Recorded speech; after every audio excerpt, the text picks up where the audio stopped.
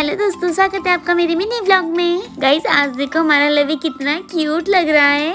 और लवी ना सीधा उठ के मेरे और पिंकू के पास आ गया, बाकी सब लोग सो रहे थे अभी भी। फिर लवी फटाफट से नहा के आ गया और देखो आज तो वो कुछ ज्यादा ही क्यूट लग रहा है ऐसे खुले बालों में। फिर मैंने आज सबके लिए बनाए मूली गोभी के पराठे। भाई इतने सारे लोगों के लिए पराठे बनाते बनाते तो मैं बहुत ज्यादा थक गई थी, लेकिन आज के ब्रेकफास्ट के लिए मैं थोड़ी ज्यादा एक्साइटेड हूँ। मुझे मूली गोभी के पराठे बहुत ज्यादा पसंद है विद व्हाइट बटर, और साथ में थी हमारे पास हरी चटनी भी। तो मम्मी ने हमसे यहाँ पर शिकायत करी थी कि तुम लोग यहाँ पर इतने दिन से आ रखे हो, तुमने कुछ और भी नहीं बनाया। मम्मी को चाउमीन खानी थी, भटूरे खाने थे, मोमोज खाने थे। कुछ बनाने का प्लान तो हमने भी किया था, लेकिन ठंड इतनी ज्यादा थी कि कुछ भी बनाने का मन नहीं करा था। सिंपल खाना बनाने में इतने ज्यादा बर्तन जूठे हो जा रहे थे कि बर्तन धोते थे तो पिंकू की हालत ही खराब हो गई थी। तो मेरे पापा पढ़ रहे हैं यहाँ पर भगवत गीता। मेरे पापा जितनी बार भगवत गीता पूरी करते हैं उतनी बार रखवाते हैं घर में छोटी सी पूजा हर बार। पापा कहते हैं ऐसा करने से घर में पॉजिटिव एनर्जी आती है। तो आज ना यहाँ पर बहुत सारे कपड़े इकट्ठे हो गए थे, तो मैंने सोचा चलो आज मशीन लगा देती हूँ। और हमने सोचा था कि आज हम लवी को फ्रॉक पहनाएंगे और उसकी फोटोज क्लिक करेंगे, लेकिन वो तो भाई फ्रॉक पहनने के लिए बिल्कुल भी नहीं माना, तो हमने दोबारा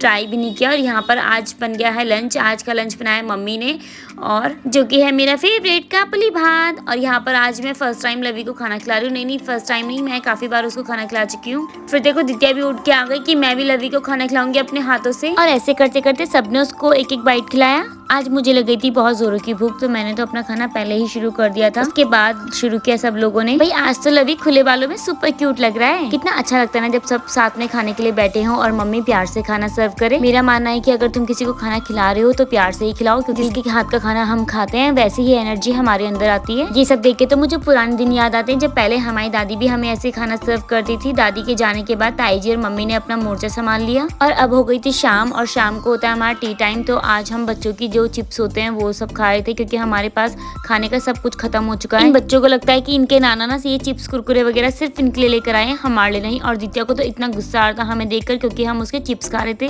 फिर यहाँ पर आरुष सुबह से शैतानी कर रहा था और उसने बिल्कुल भी पढ़ाई नहीं की थी, तो उसकी मम्मी उसको कितना गुस्सा कर रही है यहाँ पर कि जा अब बैठ के पढ़ाई कर ले थोड़ी देर। अब बारी थी दित्या की, तो दित्या को पढ़ाई करना बिल्कुल पसंद नहीं है, और वो इतने बहाने मारती ना पढ़ाई करते टाइम की क्या ही बताऊं। मैं और पिंकू यहाँ पर उसको छेड़ भी रहे थे, तो वो जाके अपनी मम्मी को भी साथ में ली, मम्मी ये सब मुझे परेशान कर रहे हैं। उसके बाद यशोदा ने उसको बोली एक ऐसी बात जिसे सुनकर हमारे तो हंसे से पेट दर्द हो गया। दित्या का हो गया मूड बहुत ज्यादा खराब। दीदी ने बोला 1 2 3 तेरी मम्मी फ्री। उसके बाद दित्या के एक्सप्रेशन देखो कितने ड्रामे करती है यार ये लड़की। और बताऊं आज मैंने पहना अपनी नानी का स्वेटर, तो जैसे मैंने स्वेटर पहना मुझे अपनी नानी की याद आ गई, तो फिर मैंने अपनी नानी को वीडियो कॉल किया, और नानी मुझे देखकर बहुत ज्यादा खुश हो गई थी कि मेरी नातिनी इतनी बड़ी हो गई कि मेरा स्वेटर पहन रही है। और यहाँ पर आरुष नानी से बात करने के बहाने आ गया था हमारे साथ मस्ती करने के लिए, तो उसकी मम्मी उसको बहुत ज्यादा गुस्सा कर रही थी। फिर इन सब के बीच में आ गई पिंकू को भी अपनी मम्मी की याद, और पिंकू ने किया अपनी मम्मी को वीडियो कॉल। और फिर अपने घर वालों को देखकर पिंकू हो गई थोड़ी सी इमोशनल, क्योंकि उसकी बुआ उसके घर में आई हुई थी त्योहार मनाने के लिए, और वहाँ और थी बहुत ज्यादा चहल पहल। फिर उसके बाद ना पिंकू का मूड ठीक करने के लिए मैंने इन 2 कार्टूनों को बुला लिया, और देखो ये कैसी कैसी हरकत कर रहे हैं। यहाँ पर ना आरुष ने दित्या को मस्ती मस्ती में पटक दिया था, और दित्या यहाँ पर अभी खेल के मूड में है इसलिए अभी हंस रही है, वरना नॉर्मल अगर ये चीज होती तो दित्या इतना ज्यादा रोती कि क्या ही बताऊं। फिर दित्या यहाँ पर ऐसे सजी गई थी, तो उसको भी रील बनाते बनाते काफी सारे गढ़वाली गाने याद भी हो गए, तो मैं यहाँ पर गाने गाई थी और उसको डांस सिखाई थी, और वो यहाँ पर एक्शन कर रही थी। उसको ना मुझे देखकर सारे एक्शन याद होगा, और देखो कितना प्यारा डांस करती है हमारी दित्या। और दित्या इतना अच्छा डांस इसलिए भी करती है कि एक बार उसने डांस क्लास भी ज्वाइन किया था, पर ज्यादा ठंड की वजह से दीदी ने उसकी क्लास छुड़वा दी थी। अब जब वो पूरे 5 साल की हो जाएगी उसके बाद उसको क्लासिकल डांस सिखाएंगे।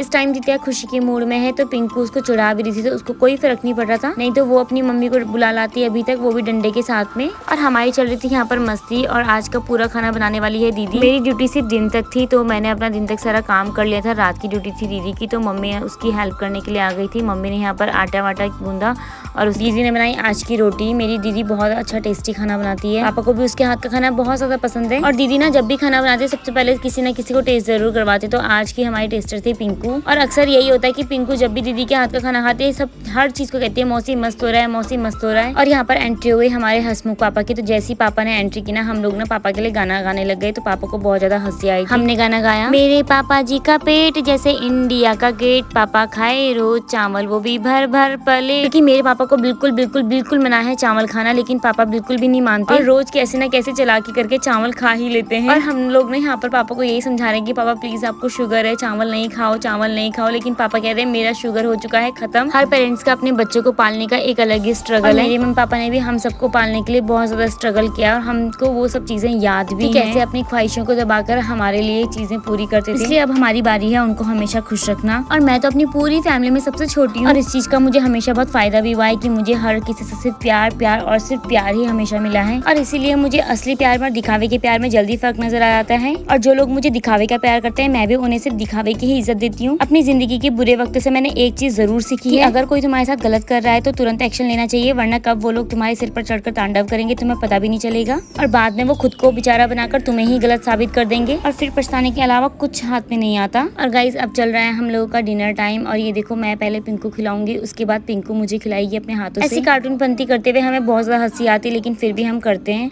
सबने ऑलमोस्ट कर लिया था डिनर और सबसे लास्ट में खाया मम्मी ने और दीदी ने। दित्या का पूरा दिन साड़ी पहन कर शौक खत्म नहीं हुआ, तो अब दित्या ने सोफे के कवर की साड़ी पहन ली और यहाँ पर हमने अपनी पेन ड्राइव लगा दी थी पुरानी फोटोज देखने के लिए। आज तो भाई पापा ने फिर से हमारी पार्टी करा दी और पापा रात को लेकर आ गए थे गुलाब जामुन, क्योंकि आज थी हमारी आखिरी रात। तो हम लोगों ने बहुत देर तक रात में बैठ के बातें करी, सबने अपने अपने दुख सुनाए। मम्मी को माँ ही होती है वो जो हमारे दुख को बहुत अच्छे से समझ सकती है। हमारी तो बातें खत्म नहीं हुई, लेकिन आरुष को इस बीच आ गई थी बहुत जोरों की नींद और वो सोफे पे ही ऐसे सो गया। दित्या तो तब तक नहीं सोने वाली थी जब तक मैं और पिंकू नहीं सो जाते। उसको लगता है कहीं हम लोग रील ना बना लें उसके बिना। यहाँ पर फिर एंड में बनाया मैंने अपना डिटॉक्स वाटर और यहाँ पर रात के 1:30 बज रहे हैं और अभी तक हमारी बातें खत्म नहीं हुई है। और ऐसे ही हमारी आखिरी रात घर में होती है बहुत ज्यादा इमोशनल। फिर से अब 6 महीने का इंतजार करेंगे यहाँ पर आने के लिए। इस व्लॉग को करते हैं यहीं पर एंड, कल फिर मिलेंगे गाइज, बाय बाय।